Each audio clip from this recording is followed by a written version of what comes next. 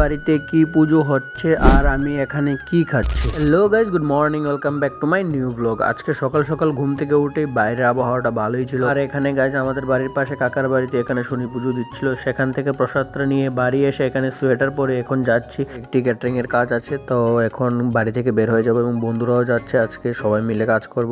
দেখতেই পারো চলে আসলাম স্বপ্নপুরী বিয়ে বাড়িতে। সেখানে ডেকোরেশন তো প্রচন্ড হাই লেভেলের হয়।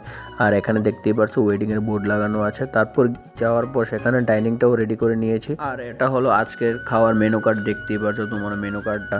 তারপর সেখানে আমি মাথার মধ্যে ক্যাপটা লাগিয়ে নিয়েছি, কারণ একটু স্টার্টারে বসবো।